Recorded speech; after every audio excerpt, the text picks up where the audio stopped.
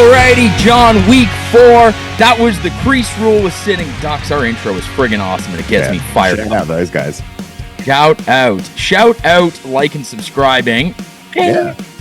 Shout out John for last week, killing it. We're back. So back. And I might have had a little bit of that. But yes. We're back over 500 as well. So we've been smashing the Sunday slate. We've been killing Thursday night football lately. So we're back. Yeah, that honestly, the other day with I had a ticket. I was going to share it online.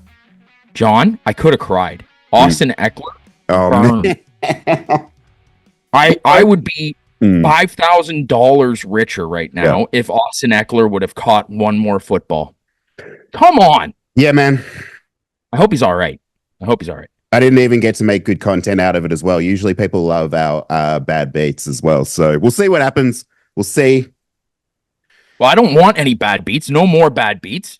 And let's only have good beats, like Crease Rule, the drum track. That's good true. Beats. Actually, speaking of bad beats, can I go through a couple of comments we've received over the last week? Absolutely. Particularly from our last show. So from Thursday Night Football episode, we had Brandon Powers 3410 on YouTube saying, just started watching the videos, going to bet whatever you say, and we'll see how it goes. Well, if you did that, you would have won 5-1 from Thursday Night Football. You would have made some money. Good job. Jason Gafford, who commented on my CJ Stroud pick last week, said that this did not age well. Go Vikes. Fair enough. I just want to say, if you actually watched it though, my bet had nothing to do with the Vikings. It was all to do with Joe Mixon being hurt and CJ Stroud balling out. So that was that. Juwan Jennings having himself a day. That was one of our picks. That was insane, John. That was bananas. It was bananas. You called that, and he went 112. He went off. It was like 140 and 3. 140? You're just making up numbers. What do you go 270? It was all time. And then the last one I wanted to shout out. There were a couple of comments we got on Reddit. We've had people start following us on Reddit, so that's awesome to see. Digging in the trenches, John. Someone said, why would you take CJ over 22 and a half? This is on TikTok. The Vikings were and still are the best defense going to that game. So again, a lot of I'm here for all the comments. I'm here for all the bad beats and the loss. Hey, see, this is the thing. No one wants to comment when we go 5-1. They want to comment when we go 1-5. Oh yeah, but here's the thing with being online, John. You know, I've been an online guy for a very long time. Yeah, and you know what? People, they love the drama. Yeah. You know? Yeah. They ultimately don't want to see you be successful. Yeah. You know what I call that though? I call that low energy. You know? Yeah. It's low frequency energy. Yeah. And we're not about that here. We're not low. We got lots of reasons to be low. But betting on football, watching football on Thursday, Sunday, Monday, those are not reasons to be low. It's my own Thursday TNF. Doesn't stand for Thursday Night Football. Oh no, FNF stands for fuck the naysayers. Fuck FTN. That doesn't even. Hold on. Let me do that again. You want to try that again? We're not cutting that out though. I really want. I can do it. Fuck the naysayers. Yeah. FTN. FTN. MILF. MIL. Whatever. Okay. Moving on. Okay, John. We're moving on. I want to hear some trends. Tell me some trends. Thank you. I wanted to go over a couple of things I've noticed based on, everyone knows that I like to jot down all the props that every player is getting, every player prop, and then did they get it? Did they go over it? Did they go under it? What are the trends, the defense, the players? So I want to give you every player who has gone over their prop line every single week the first 3 weeks. Every player? Every single one of them? There's not as many as you think, dude. Okay, I'm ready. Lamar Jackson has had at least 45 rushing yards in every single game. All of his rushing. Hey, hold on. Before you go on. Yeah. Before you go on. If you were to watch our preseason episode. Yeah. What was my pick? Off season. What was my prediction? Yeah, we called it, man. Lamar Jackson. You reckon you bet him up to like 1,000 rushing yards for the season? I did. I bet him up to 1,000. He's on pace. I took him at 8. It was like 8 or 780 or 800. He's on pace to hit that by week 10. I would have alt-lined him if they would have given it to me up to 1,000. Anyway, go on. I just want to. Deshaun Watson has gone over all of his pass attempts and completions and rushing yards every single week. Bo Nix has gone over his pass attempts every single week of 31. Brock Purdy has gone over his passing yards every single week of 230. He's leading the NFL right now. Yep, Sam Darnold is leading the NFL in passing touchdowns. He's had at least 2 in every single game. Okay, here's some interesting ones. Tyler Algier has had a longest rush. He's gone over of 10.5. He's gone over that every single week. At what point does he go to 15, though? At what point does he go to 15? It'll start going up. Justice Hill has had at least 30 scrimmage yards in every single game. Jameer Gibbs and David Montgomery have both of them have gone over their scrimmage yard total every single week. Yep. And we've been on Monty as well. Yep. Jonathan Taylor's gone over his longest rush. J.K. Dobbins has gone over his longest rush. Alvin Kamara's just been smashing all his props, as has Saquon Barkley. And Najee Harris has gone over all of his rushing. Bucky Irving has gone over pretty much all of his props. My man. And then just a last couple of wide receivers. I had to shout this guy out. Rashad Bateman has gone over his props, his receiving yards every single week. Yeah, but they're listed at like 27. So what's come on. Yeah, exactly. Jerry Jeudy's had at least 3 catches in every single game. Josh Reynolds on the Denver Broncos has gone over his receiving yardage. Nico Collins has gone over his. Rashee Rice. There's a bunch of them. Okay, so it goes on. Quentin Johnson has gone over all of his props. Okay, John, hold on. So I want to put this into perspective. Now, if you would have watched week 1, there was a tidbit of information that was said in week 1. And it was, in the first 2 to 3 weeks, all the running backs will be going over their lines because the team doesn't have their offensive sorted out properly. So if you listen to everything that John just said there was a few wide receivers. So every team has 3 or 4 wide receivers that they deploy. They have 1 or 2 running backs they deploy. Yeah. Almost every single person that you mentioned in there, I would, what was that? Like 65, 70% of those were running backs. Yeah.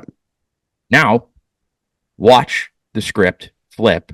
Yeah. From week 5 to week 9. And then you're going to have a lull at the bye where everybody starts to get tired and they start really pounding the rock again. It starts to get cold. They start pounding the rock. And I'm telling you, season trends, analytics. After this week 5, I'm going to start rolling with wide receivers. But you're going to hear on this show, I'm huge on a few running backs this week, some safety nets. And John's in full tilt on wide receivers this week. So if you like the high flying stuff, I've only got wide receivers this week.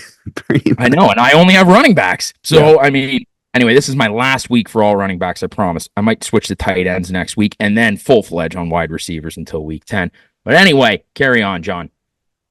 That's it, man. Those are the trends. That's what's happening. I mean, Malik Neighbors as well. Got to shout him out. He's been insane. I think he might be concussed as well, though. But what the picks this week? So I've got like 5 really, really juicy picks. I think that all of these are going to hit, potentially even 6. You're fired up. I'm fired up, man. This is a great week to be fired up. We're back in the win column, man. We're back over 5. Yeah, we are. And we're still plus money too. Like that's what's awesome. It's just like some of the hits that have happened, they've been some pretty good ones for me anyway. Like there was a couple parlays at the beginning of the season. Yeah. Just rolling off those. I'm like the bankroll's still in plus, and that's a nice feeling. Going into week 4. 3 tickets for 1 leg short.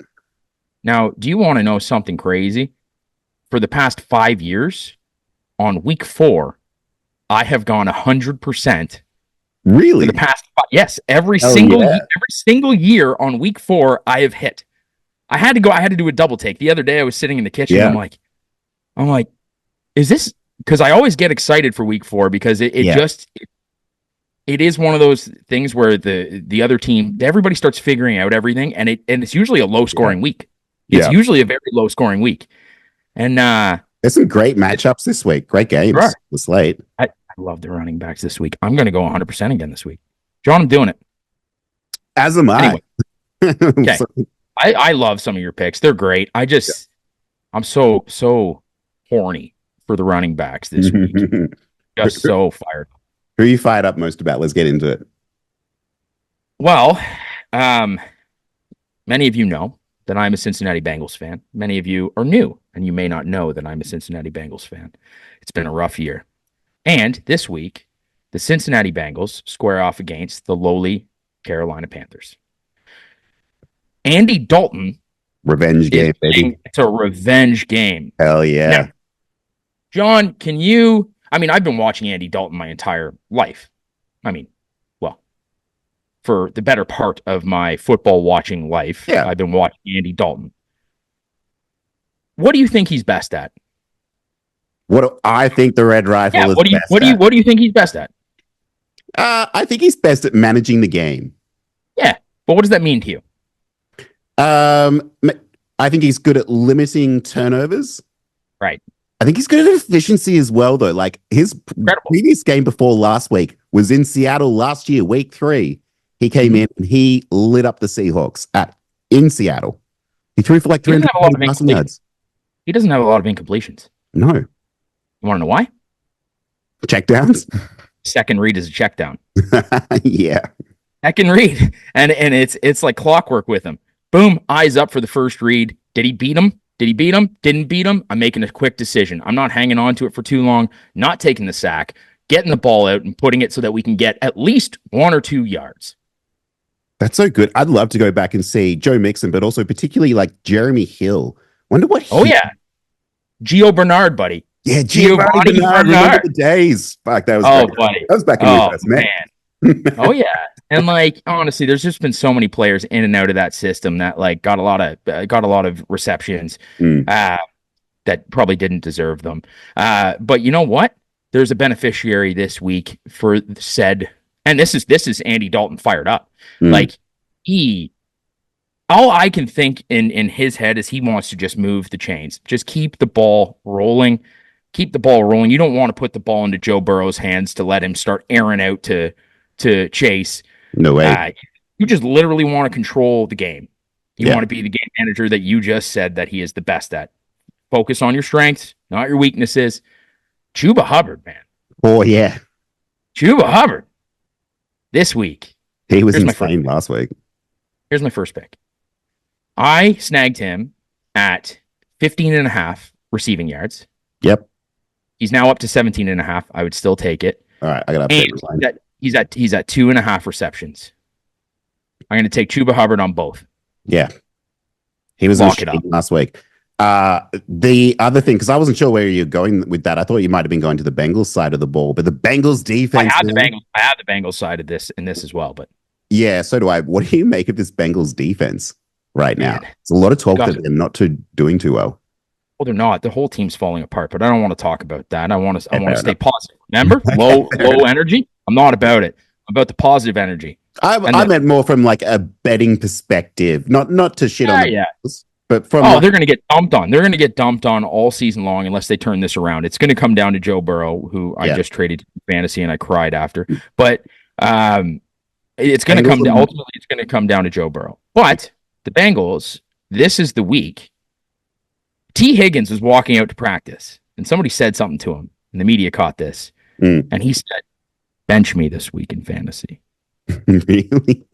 He did. He said, "Bench me this week in fantasy." What? Oh my god, that's so funny.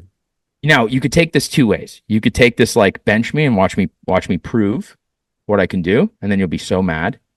Or you can do exactly what I think the Bengals are going to do, and I think this is the week that they run the hell out of the football.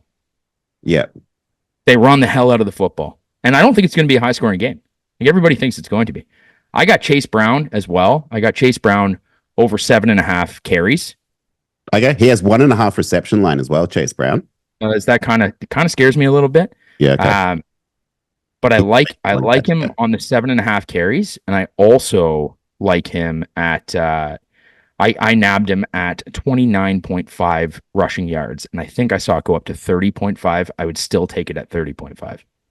Yeah, that's a nice line. You know, the other one I'm just catching now. So we were betting Xavier Legette the first 3 weeks. We're all over him because he had a receptions line of 1.5.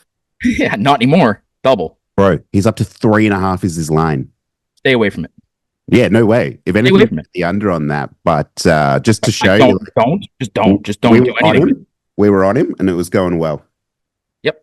I mean, we rode him for the past 2 weeks. Yeah, this is going to be a good matchup. I'm interested in this game. I think there's the most exciting one for me. Value to be had everywhere. Mm-hmm. Even Chase. Yeah, Chase Brown. Longest reception Chase? No, Jamar. Oh, Jamar Chase. Yeah, yep. Sorry. Longest reception looks good. I'm not taking it, but that looks juicy to me. Yeah, we were all over him last week. Jamar Chase has been absolute fire. Mike Gesicki's had at least 3 catches in every single game as well. Not Gesicki. Eric All. Watch the trajectory of the amount of snaps that he has taken, and watch this curve, and this is going to keep going all season long. He came from Iowa, the tight end factory. Yeah, I'm telling you, next season, he's we're all going to know that name. Yeah. Anyway, I've just laid out 4 picks. So this is you haven't laid out any. So yeah. So let's go. All right. For my first pick, so as I said, I'm fully into these wide receivers this week. And this week on who's playing the Washington Commanders, it is the Arizona Cardinals. And man, I'm going to continue to attack this defense. Marvin Harrison Jr. has a line of 65.5 and still 4.5 receptions as well. Michael Wilson also has a line of 35.5 receiving yards, which I'm also into this, but the Washington Commanders have not been able to stop anyone. Having said that, they did come up against Jamar Chase last week. They were up against Malik Neighbors in week 2, but he was all over them. But Malik Neighbors and Wan'Dale Robinson, man, I've been all over Wan'Dale Robinson as the low-key guy here, and we've been able to extract a ton of value out of that. He had 11 receptions yesterday. Yeah, Wan'Dale, yeah. 10 or 11? Like something ridiculous like that? Yeah, it was like 10 or 11, and Neighbors had like 10 and 11 as well. So insane. It's been insane. But the Commanders, they're having a bit of a tough one at the moment. And the Arizona Cardinals offense is starting to get it going. Jaden Daniels looks amazing as well. And the reason I bring that up, that's important because it means that the Commanders are going to be scoring. This game has an over-under of 51.5 at the moment. And I think it's going to keep going up from there. Think so? So they're at Washington. Exciting offenses. Hey? Two very exciting offenses. Yeah, exactly. And I've also noticed that the Cardinals have started to move away from James Conner a little bit, which was a bit of a script flip from last year where they're all over him. Now, Kyler has not been completely efficient. He was really good in that Rams game against the Lions last week. Not as much. He's had a passing attempts and passing completions line of 34 and 21 every single week, and he's just sort of been sitting around there. He's been struggling to get there, but he did have 34 passing attempts last week. He's also had a rushing yard line of 30 every single week, and he's gone over that every single week. So Cardinals are favored in this game on the road as well. I actually kind of like the Commanders then. Not that we ever really talk about spreads and things like that. But Marvin Harrison last week had 65 receiving yards, so he hit his props. He had over 4.5 catches as well. Against the Rams in quarter one, he had like 110 receiving yards and 2 touchdowns. And then just about nothing after that, though. Yeah, and then he was done for the day, basically. Just relaxed, took a seat, took a breather. I think that this is a great spot for Marvin Harrison Jr. Over 65.5 receiving yards. Book it, John. Ching. Cha-ching.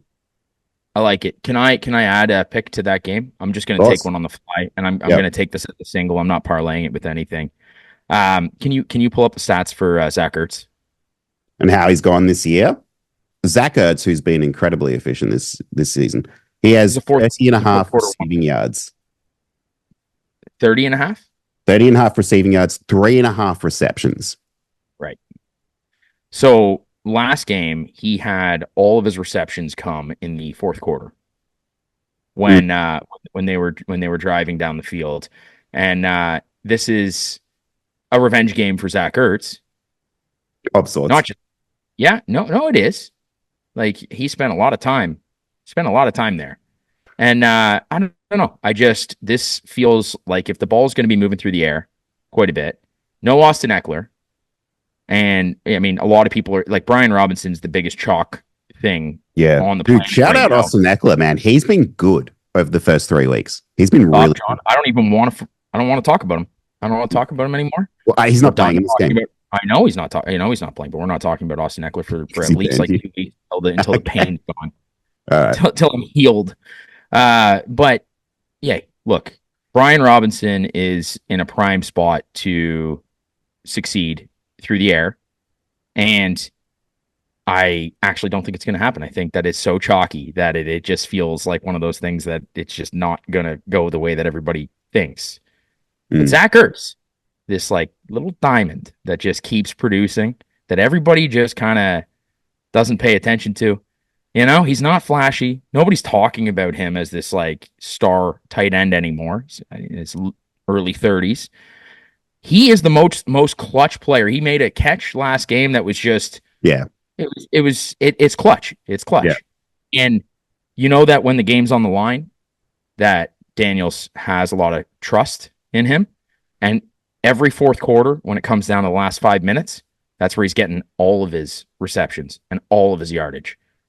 And if this game goes exactly how you think it's going to go, and how I think it's going to go, and how Vegas thinks it's going to go, this game's going to come down to the last drive, last 2 drives. It's going to go back and forth all game. Well, that bodes well for not the running back, but it bodes well for a safety net to try and get those first downs, third down conversions. Right. Give me Zach Ertz on his over on both his receptions and his yardage. I'm glad we're talking about this because it's guess who else it's a revenge game for? Not only Zach Ertz. One Cliff Kingsbury is going to be against his old team as well. And do you think that the combination of Cliff Kingsbury and Zach Ertz, they might want to get together and show this team? Oh yeah, yeah. Oh yeah, but I'm telling you, this is a Zach Ertz game. I just had that. We started talking about this. I didn't even think about it before. As soon as you mentioned these two teams playing, my loins started. I think I'm going to add this to the ticket potentially. Yeah. There we go. Did I convince you? I convince you.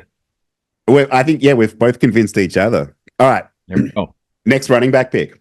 Hit me. Okay. Chicago Bears have been awful at running the football. Fucking hell, man. DeAndre Swift might be the worst running back in the league right now. They've been so fucking bad. It's been awful. It's been horrible to watch. Give me DeAndre Swift over 30.5 rushing yards. No. Yeah. Give me DeAndre Swift over 30.5 rushing yards. Don't do it. Why? Yeah, fuck, I'm doing it. Tell me what. It's got to hit eventually. Yeah, well. Statistically, this is just a stats pick. This isn't. The laws of regression say that, yes, it does need to hit eventually. That's it. That is literally it. It's like playing roulette, and the board has shown us black, black, black, black, black, black, black, black, black. Give me red. Have you seen the headlines this week, though? It's horrible. Bears running back. And not to mention, they want to get Roschon Johnson more involved. Oh, blah, blah, blah, blah, blah. So here's the thing. They literally said into the media, we are not changing our script. We're not changing our game plan. We're not changing anything. And everybody's like, this team can't run the fucking football. They can't. Well, I've seen this. I've seen this movie many times. I've heard this song many times. I'm just old. I'm just old and wise at this point. Anytime somebody says something like that, here's what the sheep do. They just move. They just just the sheep. They just go to something. Like, are you firing shots? I'm fucking going the other way. DeAndre Swift over 30.5 rushing yards. Book it. Fuck it. Look, here's what I will say. Yeah. The Rams have not been very good against the run. Last in the fucking league. I mean, so Jordan Mason did not get up to his 94.5 rushing yards that he needed last week, but 94 is a lot. 94.5, John. James Conner, who we just talked about, and Cardinals have been moving away. He hasn't been as involved lately. He did get his 64.5 rushing, and then they had Jahmyr Gibbs and David Montgomery week 1, who both smashed them. So I can't get do you know how hard it is for me? Do you know how hard it is for me to take this pick? Like, it is not easy to take this pick, John. He's literally. It's been so bad. It's got to happen. It's got to happen. And this is statistically, if you look at where the Rams sit currently against the run, this is the week it's gonna happen. Like when else is it gonna happen? Look at the schedule. When else is it gonna happen? So the Bears schedule. Where are you, Bears? So you're playing the Rams, then you play the Carolina Panthers, Jacksonville's completely checked out. Then they're on. Yeah. He might hit all three. They play the Washington Commanders, man. They've got fuck it. He's gonna hit for the next 4 weeks. So it starts this week. Rams, Panthers, Jags, Commanders. Yeah. Then they play San Francisco. Then they play New England, man. They've got like the most chalk schedule. Yeah, I know. It's ridiculous. They really want Caleb Williams to succeed, but he won't. And stop saying he won't. Swift over 30.5 yards, man. I'm just I like it. Okay. It's gonna happen. It's gonna happen. I don't want it. Like I don't want to be right here. I don't want to be right. But I do. It's gonna happen. I'm clipping that. This is like my Deshaun Watson. I've been betting over his passing yards every single week because I'm like, come on, man. Gotta happen. Yeah, it's gotta happen. It's like 200 yards is all he needs, and they've got no run game. And the Browns, and like Deshaun Watson, he's had a line of 33.5 every single week passing attempts, and he's gone over it. He's had more than 33 pass attempts every single week, and he just can't get past 200 passing yards. Like, is it going to happen this week, John? Is it going to happen? Is it going to happen? All right, so let's do a quick transition then, because Browns are playing the Raiders. The Raiders are doing it again, aren't you? According to my model, they are the worst team in the league, the worst defense. Oh, fuck, you're doing it again. Hell yeah, I'm doing it again, man. Fuck, he's doing it again. Save our trade till next week because I was like, nah, Deshaun Watson's going off this week. Man, the Raiders, they cannot stop anybody. Every single team they've come up against. Look at what they just made the Carolina Panthers look like. Look at what they just made Andy Dalton look like. I mean, Andy Dalton played incredible. Like, that was the best game I think I've ever seen him play. The Chargers have been a really inefficient offensive team, and they went over all prop lines. Ravens, they beat the Ravens. They came back, I don't know how, in that game in Baltimore. But again, they looked like a really efficient team. Like, the Raiders are so bad.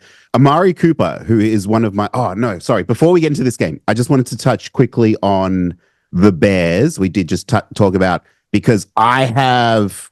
Assuming Keenan Allen is not coming back, and I don't think he is, Rome Odunze needs 45 receiving yards. And I'm into that because Caleb and Rome have started to develop quite the chemistry. Now, Caleb had a massive game last week against Indy. He went off for like 300 passing yards. I think he had something in the 40s in terms of attempts. And Rome had a massive game. Massive game. So I think that the matchup this week against the Rams defense has been really, really bad. If you think like the only team that's as bad as the Raiders is the Rams. They have been stopping the wide receiver 1, but the wide receiver 2 has passed all over them. Love it. It's going to be Rome. So I want to touch on that. The other one is Amari Cooper. Amari Cooper is like third in the league in targets. I think week 1, he had something like 12 targets. He came down with 2 catches. Week 2, he had like 14 targets. He came down with like 3 catches. And then those targets are moonballs sent into the bleachers by Deshaun Watson. They're not targets. Last week, they're literal piss missiles into the friggin' stands. Last week against the Giants, he went off. So I'm going to jump back on that. I think that this one's in Vegas, I believe. So I can see a world where Vegas is at home, hostile environment, moving the ball down the field. They're minus 2-point favorites. I mean, this over-under is 37. That's so sad. Oh, it is sad. So sad. But Amari Cooper, he doesn't need too much to hit. In fact, his line, where is your line, Amari, is 59.5 receiving yards. He is the alpha receiver on this team, and he's been getting so many targets. I think this is a spot. If Deshaun Watson does not play well in this game, I don't know what more he can do. The trade that we just did, I'm Seward. That's what happens if he doesn't play well this game. Bro, they can't move on from him. They owe him like $64 million every year for the next like 3 years at least. I mean, we've seen stranger things happen. Yeah, but man, they can't get out of the contract. No low vibe energy. Let's, you know what? Here's a positive energy thing. John, let's take a break from our sponsors. Wait a second. We don't have any at the moment. This spot We will. should be filled with a sponsor. We will. So I will let you know that if you would like to sponsor this show, we've been talking to some of the betting companies, and that's one type of sponsor, but we want lifestyle sponsors. So if you happen to have a company that has lifestyle or men's grooming or men's performance or anything that we can sit here and talk to you about while we talk about sports, we would like to put it right here. Thank you very much. Anyway, now back to the show. I have a joke for men's performance where I could start off by saying, hey, Sully, you know what I find it hard to get up for? These 3 a.m. fucking NFL football games. But now you don't have to find it hard to get up any longer. Yeah, real easy for me to get up for those. I thought that would be funny. That is funny. I like it. Zing. All right, let's move on. All right, moving on. Yeah. I'm out of picks. That's what I rolled with. That's what I rolled with. I didn't go any deeper than that. I do like Bucky Irving. That no lines came up because he was questionable, but if they give him like 30 or 35, I like him there. So that's you were on Bucky Irving last week. The stats are on Bucky Irving. Yeah, and Bucky Irving against the Eagles, who their defense is bad. I think the Eagles will turn it around soon. Me too. But Bucky Irving's so explosive, man. Yeah, if they give him 8.5 or 9.5 carries, I'll take the over on that. And if they give him 30 to 35.5 yards, I will take the over on that. And if they give him yardage at 45, I will take the alt down at 35 and keep it there. That's the most I'm going. So you should know. Okay, one of my locks of the week. I believe Jordan Addison is back. I was on Jalen Naylor. Jalen Naylor, who, by the way, has caught a touchdown in every game he's played so far this year. As the receiver 2 for the Vikings, has stepped right into that role. Sam Darnold's looking good. He leads the league in touchdowns. But with Jordan Addison back, Jordan Addison's a guy who came into the league last year as a rookie and caught 10 touchdowns. Obviously, that's a bit of an unsustainable rate. But, I mean, this Vikings offense is Justin Jefferson. It's Jordan Addison. And then hopefully when TJ Hawkinson comes back, it can be a little bit better.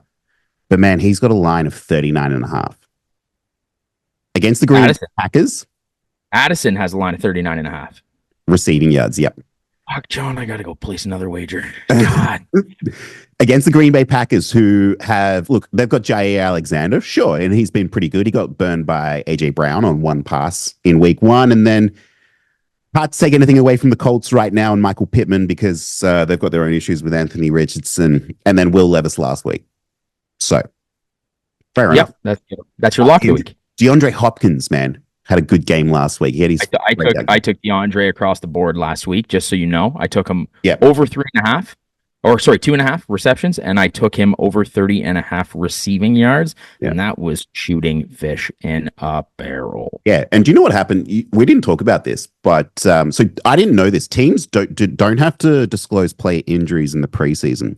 They don't technically have to disclose them until week 1 begins. Right. DeAndre Hopkins has been injured all preseason and up until now. So we were betting him week 1, and we're like, why the fuck did he have such a bad game? And it was because he was injured. He's good for a moonball game. Yeah. He's good for one. So Hopkins has had a great game. Alec Pierce had a great game in Indy against them. And Devonta Smith had a great game against them. And man, Jordan Addison, he might be... Oh, look, I don't want to say Jordan Addison's better than Devonta Smith.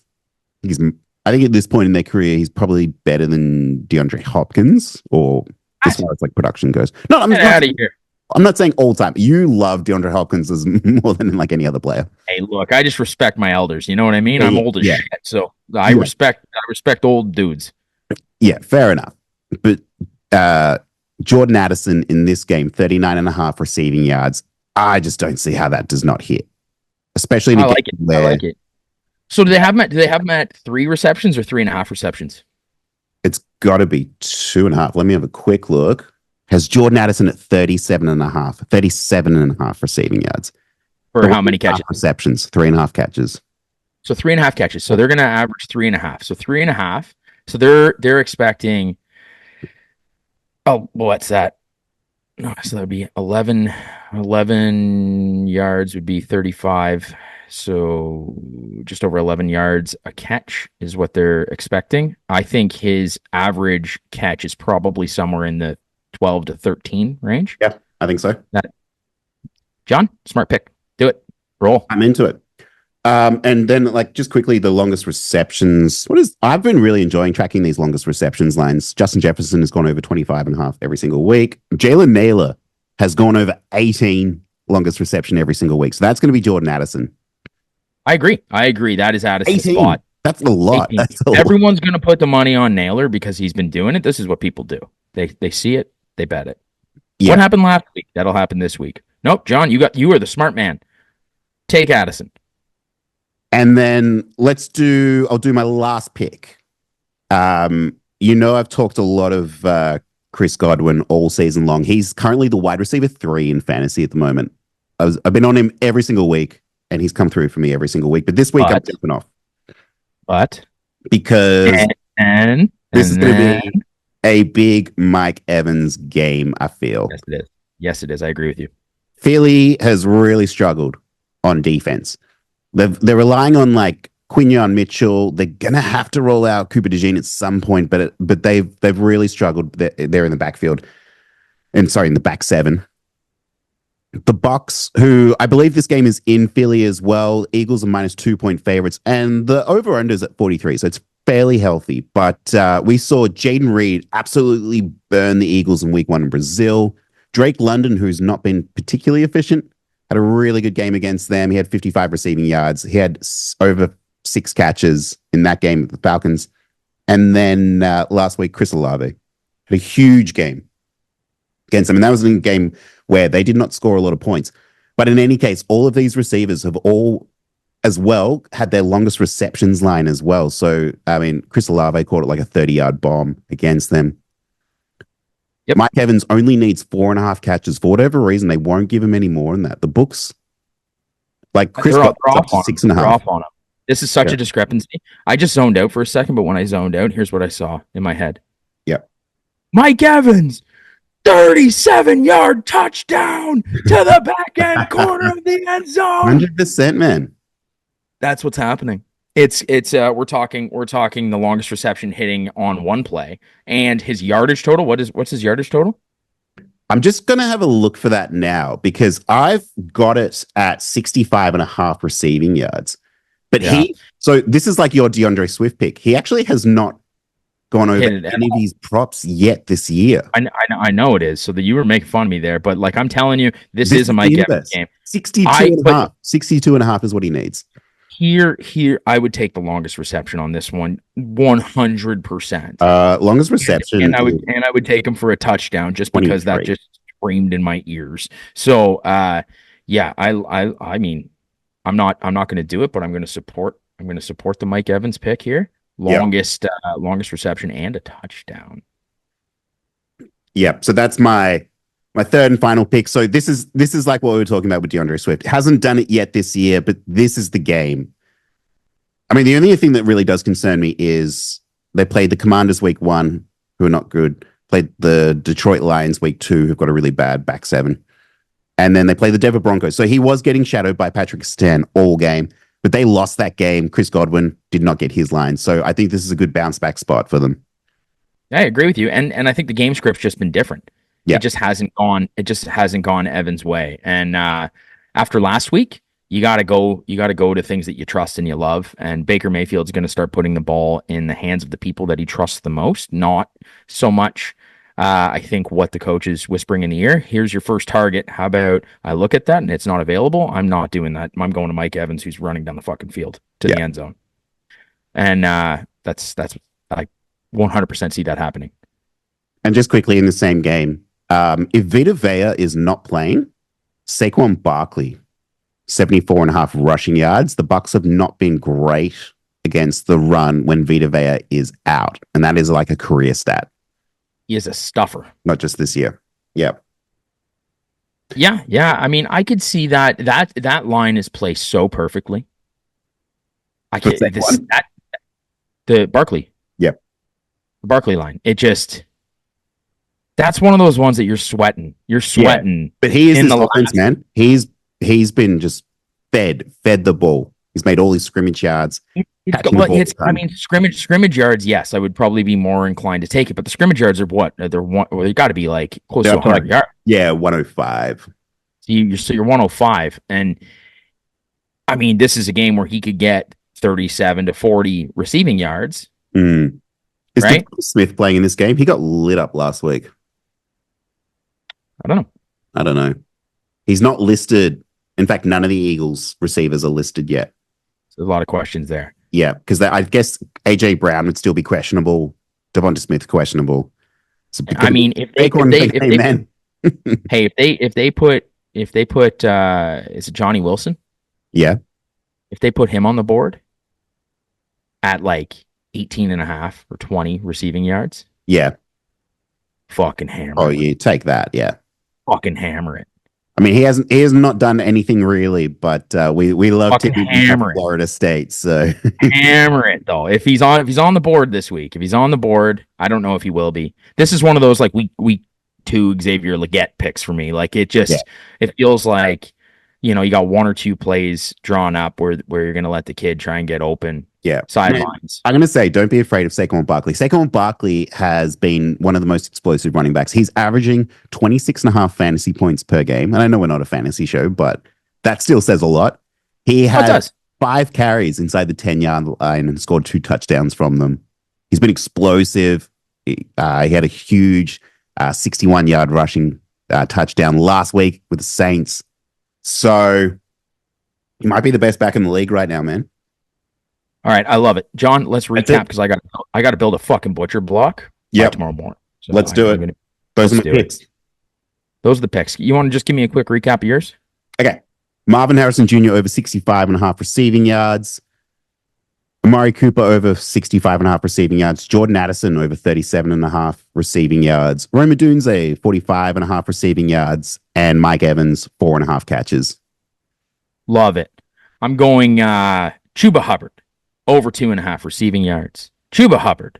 I don't know what the line went to so far, but I grabbed him at 15.5 receiving yards, but I would take him to 17.5. I think that's what it is.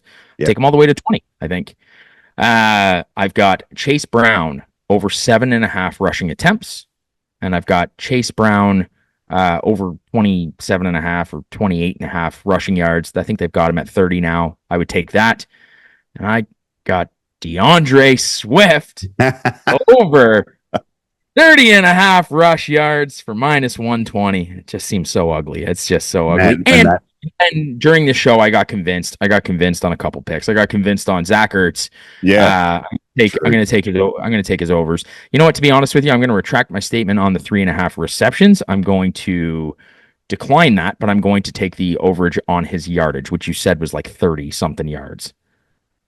So I'm going to take Zach Ertz over 30 something yards, whatever the line gives you. I'll play it all the way up to 40. I'll take that. And Jordan Addison. I will take the Jordan Addison over. I mean, I'll move that line to 40. 39.5. I'll move that line to 39.5. Jordan Addison. What was the line at? It was 37.5. Yeah, okay, so 37.5. I'll just take Jordan Addison 37.5. Right. Fuck yeah. And when that DeAndre Swift pick hits, the clip is going to be glorious. It's going to hit this week. It's so good. It's going to hit this week. Nobody out there trust me. I suck. I don't know anything. Fuck. No, man, we got a winning record. Oh, it's going to hit. It's fucking going to hit. It's going to be the only one that hits. Could you imagine? Yeah, all right, John, let's get the fuck out of here. All right, hey, cue the drums. Let's go.